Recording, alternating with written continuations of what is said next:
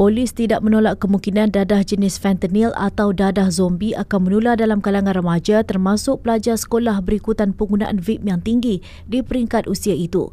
Timbalan Ketua Polis Negara Datuk Seri Ayub Han Maidin Piche berkata, penggunaan vape yang tidak terkawal dikhawatiri mendedahkan golongan remaja dengan dadah termasuk fentanyl yang 100 kali lebih kuat daripada morfin.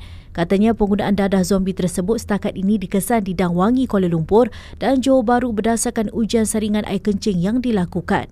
Ujiannya, satu makmal dadah yang menghasilkan vape dibongkar di Kedah menerusi Ops Kenari dari 9 hingga 16 April lalu.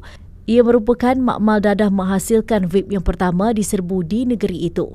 Katanya makmal tersebut dipercayai bukan sahaja membekalkan cecair vape disyaki dicampur dadah di Kedah, malah untuk pasaran Pulau Pinang dan Lembah Kelang.